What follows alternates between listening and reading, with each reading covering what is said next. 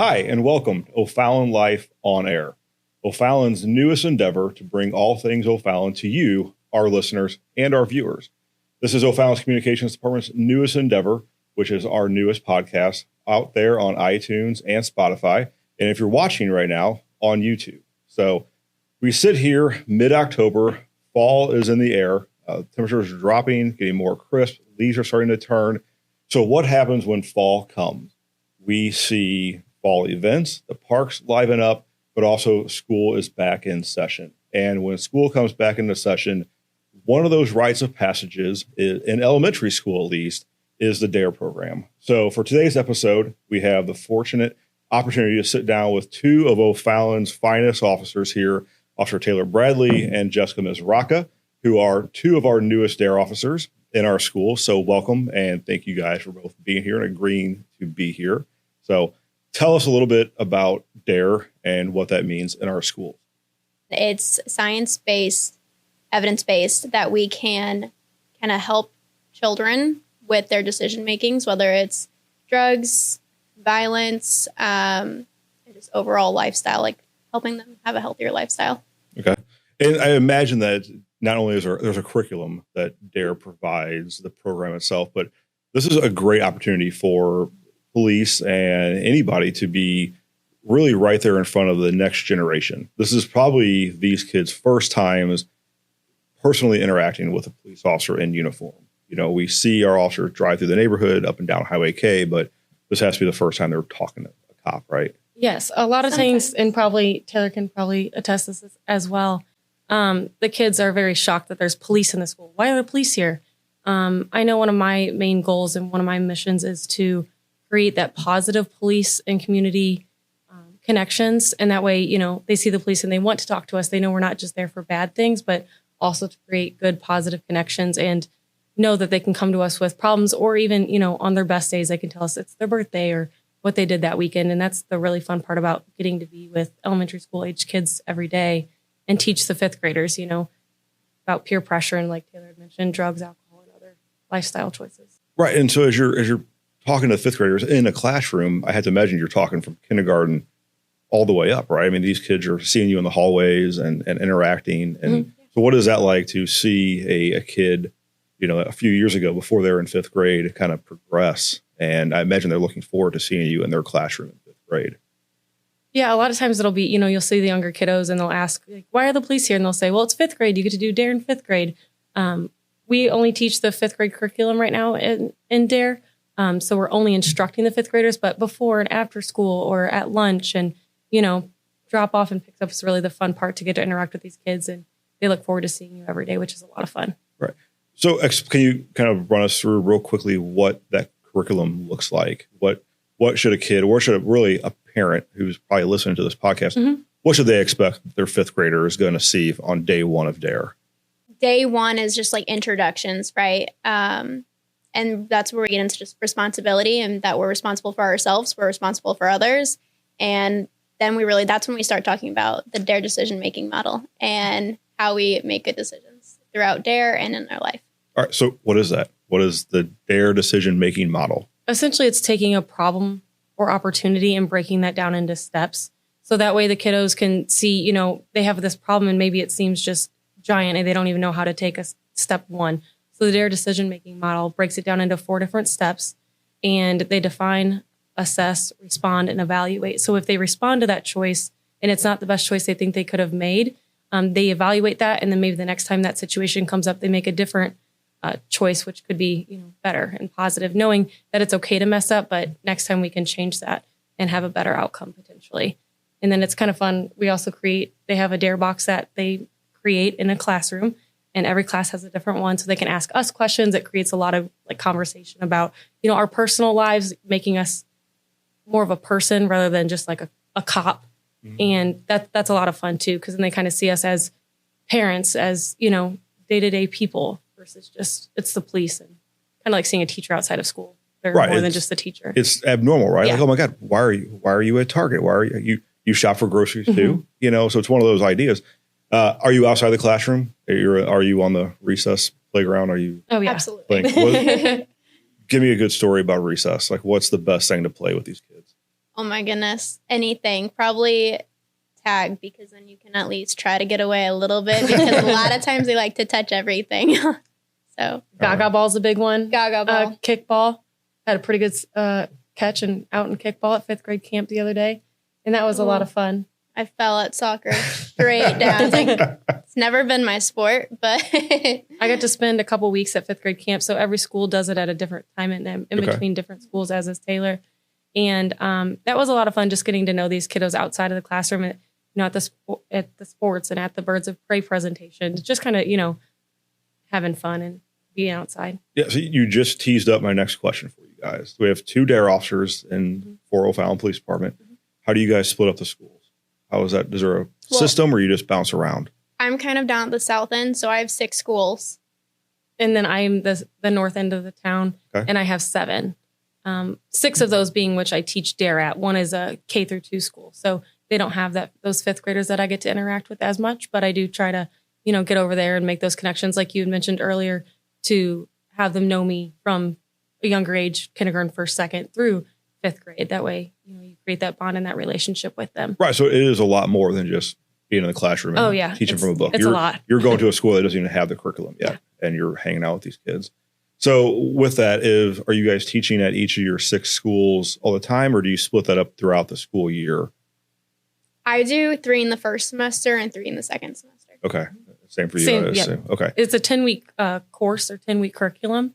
So these classes last, usually you go about once a week is the average. And so over the course of 10 weeks, you teach the whole curriculum, and then you have graduation and all that kind of fun stuff. So like Taylor said, you do some of the schools in the fall and some in the spring. Right. Teaching as a profession, not easy. One of the hardest jobs out there to be a teacher, a classroom teacher. You guys are police officers. What would you rather do? Work as a police officer or you've done both now. Which one is more stressful? Which one's more stressful, or what would we rather do? Which one? Are you shocked? Let me rephrase that. Are you shocked as a police officer? Like, teaching is hard. I think we both have children, similar ages too. So that really helps. Like, we're already coming into this and kind of understanding where their mindset is at. So. I grew up with a mom as a teacher, and so I knew how much time that my mom personally put into teaching and grading papers and doing that all outside the classroom. But getting to know these teachers and the administration within the buildings, the time that these teachers put into the classroom on their off time is just substantial. I mean, we're lucky enough we get to clock out and go home. And there's things to do here and there, but the teachers grading papers and taking care of their classroom and the management that goes into that is just out of this world. They do so much. I was definitely shocked by that. Mm-hmm. So for parents, they're 5th grade, parents have 5th graders.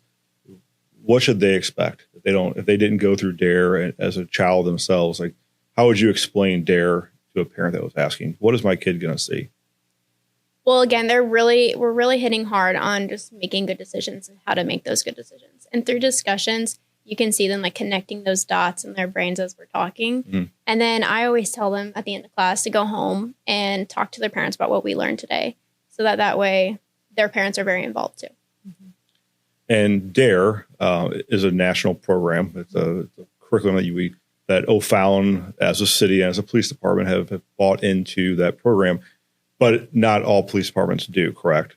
And so that does mean that we do have in the O'Fallon area, not in our city limits, but some of the schools in Fort Zumwalt and outside of that do not participate in D.A.R.E. Mm-hmm. What would you want to say to those listeners that may not have D.A.R.E in their school? Like, why is this an important thing to incorporate? They're not getting the same quality, right? They're not. This has been around since the 80s, and it's been revamped since it's even been around. They at first it came around because back in the 70s they were having a big struggle with the youth participating in drug activity. Once this got started in California, it kind of grew because it was helping people. But then they realized, okay, we're not maybe having the same issues, or we're not connecting with this kids the same because, things change as time changes, right? And so they revamped it completely, where they actually met with students in the 5th and 6th grade, talking to them about, hey, what are you guys struggling with in life? What are you guys going through? And then these officers and the people who run like the Board of Education kind of all met together and went through this and revamped the curriculum completely. That's why we say it's science evidence-based, because it is. I mean, there's years of studies that's put into this, where other programs that are kind of just started are based off of sometimes just an officer and what he thinks kids need to hear. I will also say with D.A.R.E, a lot of times that people may have the assumption that we're only teaching people and kids to say no to drugs and alcohol. Like, we're going to spend these 10 weeks in the classroom telling these kids to just say no to drugs and alcohol. Don't ever drink, don't ever smoke. And we're doing way more than that. There's one lesson on nicotine and alcohol. And like Taylor mentioned in the beginning, it's a lot about decision-making, peer pressure, social media, bullying, a lot of the things that the kiddos are dealing with from even younger ages than 5th grade, but hopefully giving them those skills and just an opportunity to have those open conversations with their parents and with trusted adults outside of the classroom, and know that, you know, what they're experiencing is not just them. It's, you know, it happens to all of their peers. It's just who's going to talk about it, and hopefully creating, you know, a good conversation between them and their trusted adult. Even like the mental health crisis in America right now, we talk about coping mechanisms. And so it really is an all-around inclusive program. I do hope that our viewers that are listening or watching this podcast right now take that away from this entire conversation, that I don't think I realized that it was so much more than the old standard drug abuse, right? Resistance education, that you're teaching life skills at a very early age, where it's going to start to matter to these kids on how, when they move to middle school and high school, to have this skill set. So I think it's phenomenal. Moving on, tell us about this D.A.R.E essay. So every year we see at O'Fallon City Council meetings, a kid from each of the schools come in and read a D.A.R.E essay to our city council and to the mayor, and it's televised live on air. So tell us about what that is. The D.A.R.E essay just kind of goes through and just outlines, you know, what they learned from D.A.R.E and what they took away from, you know, D.A.R.E. And so there's not a wrong answer. It just gives the kiddos a way to express themselves in what they learned, and hopefully like a letter to themselves, and a letter that can explain what meant the most to them throughout the program. Right. And then did you guys take D.A.R.E as when you were in 5th grade? Mm-hmm. Do you remember that now as you're standing there teaching? And did D.A.R.E shape either of you to sit here in this uniform and be a cop today? Absolutely. I would say so. Just because, I mean, ultimately you are going to be presented with different options growing up, and having that good foundation of, I can say no, and this is how I'm going to say no, and I can move on, and it's okay not to fit in with this crowd because I'll be accepted in another crowd. It's a good learning tool to be able to fall back on.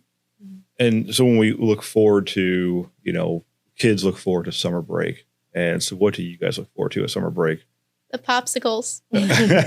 So what do you guys do in the summer? When school's not in, what do our D.A.R.E officers do? This was my first summer in community services. So it was the first summer not being on patrol or being on, you know, shift work per se. But I spent my first few weeks, 3 sessions in Safety Town. So that was a lot of fun, teaching the younger kiddos between 3 and 5 years old, basically, or 4 and 6. And that was a ton of fun. I love little ones, you know, getting to know them and all that fun stuff. And now when I see their older sibling, or they would come and drop off their older sibling and they're in elementary school, you get to know them. After that, we just got to work on patrol and help out the road, which was a lot of fun, you know, working with the officers that we worked with before we went to community services. Personally, that's what I did. Sometimes we'll go to daycares and read to the little ones just around the area. So if you know anyone who needs us to go to their daycare, give us a call. So I think you just told the whole community. Every one of our viewers will be calling now to get a book read to them. So first off, I want to thank you guys for being here. It's been a great lesson on D.A.R.E. But Jessica, you did mention Safety Town. Can you give us a quick 10-second blurb about what that is? So Safety Town's a program that is for the younger kiddos, like I said, between like 4 and 6-ish, 4 and 5, teaching them basic safety skills, crossing the street, knowing their phone number, knowing their address, knowing their parents' phone numbers, and knowing what 911 is for, and knowing what the police are for, firefighters, paramedics. It's just a lot of fun, once again, to just create those positive community relationships and giving those really, really important skills of, you know, knowing phone numbers and addresses before an emergency would happen. That way they, their foundation is clear. And the Safety Towns program that O'Fallon police have been putting on for years. Decades. Yeah. And it fills up very quickly within hours of all the sessions between both now Fort Zumwalt School and Winsville School District are now both participating. Yes. So would you come back later on, maybe after the winter, before Safety Town starts in the summer, and give us a story or explain more to our listeners what Safety Town is and how they can get their kiddos in there? Oh, sure. I appreciate it. So we did mention the D.A.R.E essay, and it's a big piece of what D.A.R.E is for these fifth graders. So when we come back, we're going to be joined by Festivals Coordinator Jenna Backhaus from our Tourism and Festivals Division to talk about what's going on this fall. But before she comes, we're going to go to commercial break. And on the way out, we're going to show one of this past year's D.A.R.E essay winners at one of our council meetings. So take a look at this. Let's talk about some D.A.R.E lessons I think will help you. First of all, I want to talk about Lesson 1, the importance of responsibility. It taught me how I am responsible for my actions. Officer Brian told me that it was important to take responsibility for my actions and to be a good person. Good people treat themselves and others with respect. They make choices that will have a positive effect on their life and the world around them. I hope you are making responsible choices that will help you reach all the goals you have set for yourself. D.A.R.E Lesson 3 taught me that all choices have consequences, good or bad. Staying away from drugs and alcohol will be very important to keep your body healthy and fit, especially if you want to keep playing soccer at a high level. Your choices don't only affect you, though, they can affect others too. If you get tied up in drugs or alcohol, you may influence others to make bad choices that will negatively affect their lives. Making choices that have a positive impact on yourself and others will keep you on the path to success. In D.A.R.E Lesson 6, we learn to communicate with confidence. When you make good choices and you see positive consequences, you will gain the confidence you need to stand up for what you know is right. If you're confident on the inside, then you will show confidence on the outside as well. You will have a good posture and you will speak clearly. This will help make the people around you view you as a leader, make them less likely to pressure you or bully you, and give you the opportunity to be a positive role model. I challenge you to use these D.A.R.E lessons to help you stay healthy so you can still play soccer and follow your dreams. Staying healthy is important for whatever you decide to do, but remember, be safe and be responsible.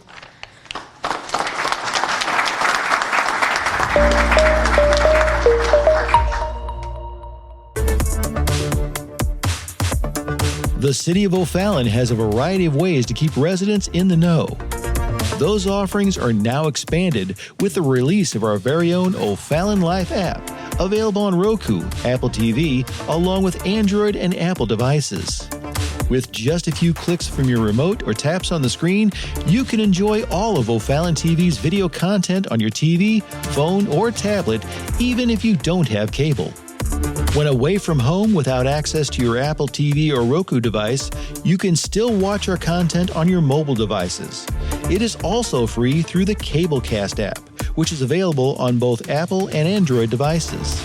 Our partnership with Cablecast has now given us another way for viewers to access news, entertainment, and information from the City of O'Fallon. Try it today and get your O'Fallon content right from the source.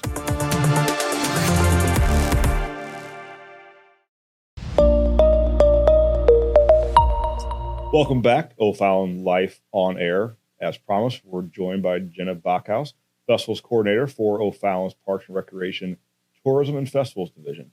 Jenna, thank you for being here. Thanks for having me. And as we said in the first part of the segment, it's October, it's fall, and it's all things fall activities. So you're here to talk about that.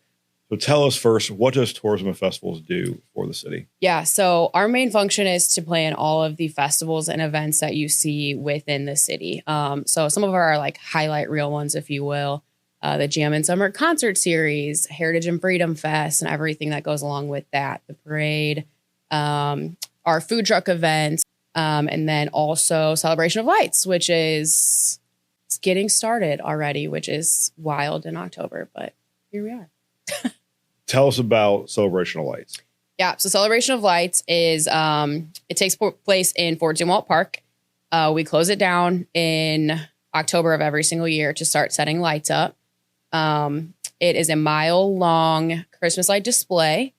It's super cool. There's really not a corner of the park that goes untouched by Christmas lights. So a lot of people walk around Fort Zumwalt Park during the year, and they're very familiar with it. And we hack that thing to the gills with lights, and it's super cool. There's some scene displays that get set up and everything like that as well. So it's just a lot of fun. It's a holiday tradition around here. It is a tradition. Yes. So with traditions, how long have we been doing celebration? This is the 34th year. The whole time, always at Fort Zumwalt Park. From my understanding, yes. I don't believe it's been anywhere else. Okay. And Fort Zumwalt Park, an iconic park here in the city of O'Fallon, the namesake of the school district here. Fan favorite. Home of Jacob Zumwalt's fort and the historic Heald home. Tell us how those two structures come into play during COL. Yeah, so we really feature those mainly during the old-fashioned holiday stroll. Those are the 3 nights that we close the park down to vehicle traffic, where people can actually come walk through the park rather than driving. And those 2 buildings are open for tours. So they get a little bit of Christmas, holiday themed decorations in there as well. We try to kind of keep it a little timely to the era that those buildings are, based in. And they are open for tours during stroll. We work with some volunteers called docents that lead those tours. So it's not a self-guided tour. There are definitely people in there to kind of, point you in the right direction, explain some things, answer some questions about not only the Heald home and the history of that, but Jacob Zumwalt's fort itself. Celebration of Lights. It sounds like a massive endeavor annually for 34 years. Now, a lot goes into it. For sure. Explain to us what planning looks like. When do you start planning? Is it as soon as the previous year? Come February, you're starting to think about the following year? Yeah, I never really stopped planning for COL. Tell us about that. So I will know what colors of lights will be where next year before the lights come out of the trees this year. I placed the order for Christmas lights in like January or February. So I have to have all of the quantities predetermined, everything like that ready to go for the order almost as soon as the calendar turns. And it, like I said, it never really stops. If it's not, purchasing lights, it's working with the not-for-profit groups that we work with to get all their information or, make sure their scenes are in good standing and kind of things along those lines as well. We usually receive the lights about, I think, August, September, somewhere in there. And we start putting lights in the trees usually within the second week of October. Okay, so we're in that time frame now. Yes. We're setting up for Celebration of Lights. It hasn't kicked off yet because we're now setting up. So what does staffing look like right now at the park? Yeah, it's so we work in partnership with the Parks Department. We have usually five full-time staff members from the Parks Department, and then we have multiple part-timers that come over to help. We have boom lifts that the guys are up in the trees, putting lights in the trees. Then we have other guys that are on the ground installing the scenes, things like that. But we run, setup starts, like I said, like the first, second week of October, depending on the calendar. And then it goes all the way until Thanksgiving. So 6-7 weeks. So it's no small feat. It's a labor of love, but I'd be lying if I said it wasn't a little stressful for me sometimes, but it's fun. All right. So we talk about the amount of time that goes into it and the planning. You mentioned you're purchasing lights, different colors, different themes every year. How many lights are we talking about? If you pull into there, how many should a viewer expect to see? Tony, I've never had time to count them all. Okay. But usually when people drive through. Is that something we can request? Is that something that O'Fallon Life on Air could maybe get you to do this year and report back next year? I can give you an educated guess. Okay, I'll go with that. But so usually whenever kiddos drive through the park and they always ask how many lights there are, I always tell them, well, go ahead and count and then let me know when you get back to the front. Never gotten an answer back. I've actually had some kids that have been upset because they lost count. I could see that. Yeah, right? I feel kind of bad. We're talking like about 1 million lights, correct? It's probably somewhere around there. Yeah, it's definitely between like 500,000 to 1 million. I think just the new lights that we purchased this year. So that's not any of the lights included in the scenes, any lights that we recycle, anything like that. Just the brand new ones purchased was just under 400,000 actual bulbs. Okay. So you can probably expect to at least probably close to double that with the lights that we reuse and within the scenes and things like that as well. So yeah, it's approaching $1 million. It sounds like it's safe to say you might be the City of O'Fallon's Clark Griswold. You know what? Pretty accurate of what you do up there every year? I will take that. Yes. Okay. Fair enough. Sometimes it definitely does have that National Lampoon's effect when we're in there and we flip on like the light breakers and it's quite literally like it just lights up. I mean, when you look at it I've seen aerial shots from helicopters and it looks like an airport. Yeah. It's cool. Over it. Let me ask you just popped in my head here. Sure. At your own personal house, I'm picturing you have 0 holiday lights because you're just burned out. No, because if I stare at them the whole time, then my house is naked. I'm like, that's boring. But usually I do make my husband put them up. Okay. It's actually kind of a funny story. And Jeremy Wolfmeyer, our park superintendent, loves to remind me of this every year. But when I interviewed for my job, they asked about Christmas lights. And I was like, I don't really do Christmas lights. You do now. I do now. Right? Yeah. Mm-hmm. Yeah. And Jeremy loves to remind me of that. Every year COL comes around. He's like, hey, do you remember? I'm like, yeah, I do. All right. So what are the dates? So folks are listening right now, watching this podcast, and they're hearing about Celebration of Lights. Yeah. Some have probably been going for their 34th time, hopefully. But if you haven't and it's your first time, what do they need to know as far as when it opens, what time of the day, and how do you get tickets to get in? Yeah. So it opens every single year on Black Friday. So this year it's November 28th and it always runs till December 30th. We have the 3 nights of the Old Fashioned Holiday Stroll that we had talked about. Those are December 7th, 8th, and 9th. It's a Sunday, Monday, Tuesday. Okay. All of those tickets go on sale on Monday, November 3rd. So not there yet, but I will say the stroll tickets, they go quick. They are a hot commodity. So if stroll is something that, people listening are wanting to take part in, I would suggest Monday morning, kind of keeping an eye on that. The rest of the tickets, the drive-through tickets, are open-ended. So if you buy one, say with the intent of going on November 30th, something happens, you can't go. You can use it on December 17th. Okay. You can use it any day. So to get a drive-through ticket, it's use it once, anytime while we're open. But the holiday stroll is specific nights. You buy that night. Yep. Okay. If you want to go on Sunday, you have to buy a ticket for Sunday. And to purchase tickets, you go to the city's website, OFallonMO.gov/COL. Yep. To get your both holiday and drive-through. Yes. There's also specialty rides. Tell us about those. Yeah. So we have 3 different kinds of specialty rides. We have a city train that has been around for years. We also have sleigh hay rides, which are a tractor-pulled hay wagon. And then we also have trolley rides, which we have introduced in the past. I think this is the 3rd year we've done the trolley rides. They're a lot of fun, and they're really a way for families to be able to enjoy the lights as a whole. When people come in to drive through, someone's driving. Mm-hmm. So somebody has to be responsible for operating a vehicle, not hitting the car in front of you, things like that. The specialty rides kind of give everyone, like an equal playing field to be able to enjoy the lights, things like that. Train rides are already sold out. They go quick. There's a very limited number of those, so they are sold. But we do have hayride slots available and plenty of trolley tickets. We have a lot of people who love the trolleys because it's enclosed. So it's heated.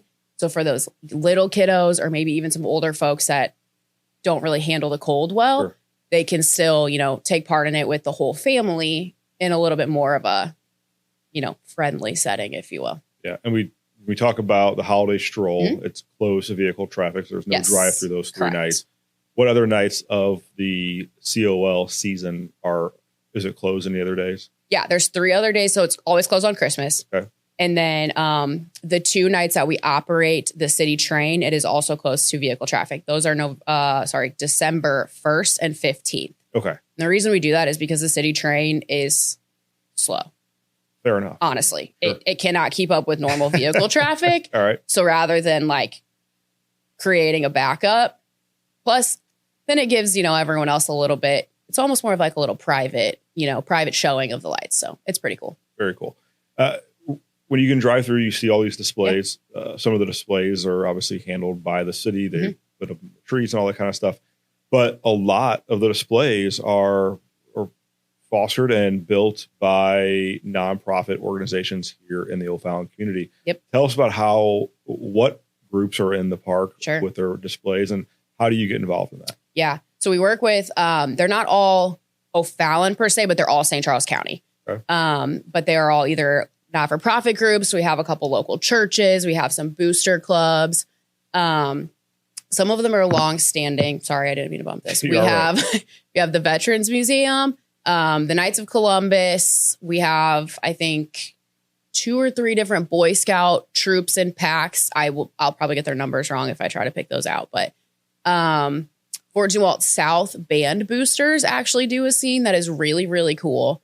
The local Marine Corps League does a scene. It's Holy Cross Church and Grace United also do a scene as well. So it's civic organizations, nonprofit organizations, Booster and clubs, just churches, boosters groups.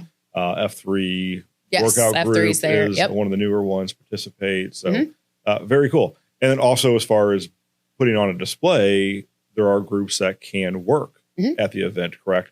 Tell us more about that and what that advantage is. Yeah. So in the past, all of the groups that set up scenes are also required to work at the gate. So those volunteers that you see when you come into Celebration of Lights scanning the tickets are actually the volunteers from these different organizations.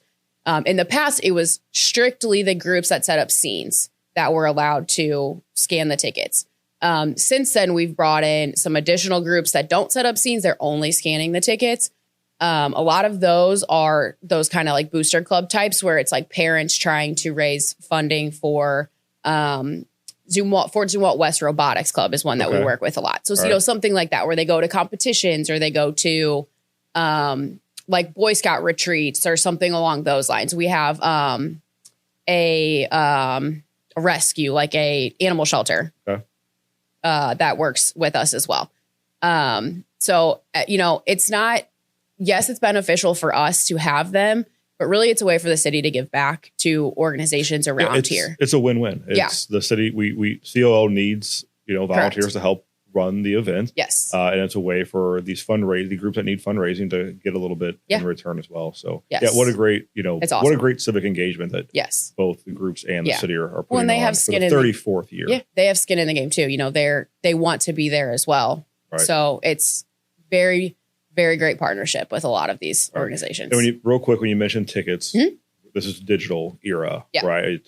You purchase a ticket, you get a QR code, and that's what's scanned. You don't need to print anything. You don't need to come pick anything up anymore from City Hall. It's all right there on your phone or your tablet. Yep. Everything's online. And one super cool feature too, is if for some reason the system glitches and you don't get your ticket or anything like that, we can actually look people up by their last name on the ticket. Okay. It's definitely a lot easier if you have your ticket. So that's preferable, just to scan really quick. But in a pinch, we've had people call and are like, oh no. And we're like, no, it's okay. We'll look you up. We can manually check you in. No big deal. So definitely a nice little kind of fail safe feature we have on our ticketing. All right. Well, I got to tell you, I've been to it numerous times over the years. Look forward to it going again this year for 2025 and then for hopefully 34 more years after this. Anything else you'd like to explain about COL that we didn't talk about, or any other events that Tourism and Festivals is putting on this year? Yeah, we do. I will. We have our tree lighting ceremony coming up on November 19th. I believe it's a Wednesday. And that's here at O'Fallon City Hall. Yes, that's at City Hall. That's always a fun one. Mayor Hennessy, I think he would say HFF is his favorite, but I like to think it's the tree lighting ceremony. So he always lights the tree. You'll see your favorite North Pole resident there. You can get your pictures with Santa. There's some kiddos activities. There's some like little vendors that you can do some shopping in, things along those lines. So it's a Wednesday night. It's 6 to 8 p.m. It's just a cute little. A great way to kick off the holiday season. The tree lighting, holiday market to get some holiday shopping in here at and the City tree Hall. looks great always. The tree is always a highlight. Yeah. So, all right, Jenna, thank you for being here on this episode of O'Fallon Life on Air. And as promised, we'll have more information coming soon about Celebration of Lights. Yeah. But before we end, we are going to show you a little bit more information and a promo for Celebration of Lights. So please enjoy. It's that time of year again for O'Fallon, Missouri's annual Celebration of Lights at Fort Zumwalt Park. Celebrate the holidays and make family memories with twinkling lights and timeless traditions. Get your tickets at OFallonMo.gov. Let's dive into what the City of O'Fallon has in store for you, your family, and your friends. Hay rides at Fort Zumwalt Park started October 10th and run through October 26th. Book an old-fashioned tractor-pulled hayride through historic Fort Zumwalt Park and gather around a bonfire afterwards to snack and socialize. Go to OFallonMo.gov/parks for more information. This Saturday, October 18th, O'Fallon residents may dispose of items too large to fit into their trash containers by bringing it to the city's waste transfer station. This service is free for residents. Go to OFallonMo.gov/recycling for more information. This Saturday, October 18th, join O'Fallon Police Department for their trunk or treat at Fort Zumwalt West High School parking lot. Come hang out with the O'Fallon Police Department at their annual trunk or treat event. It's always a spectacular time filled with candy, costumes, and community fun.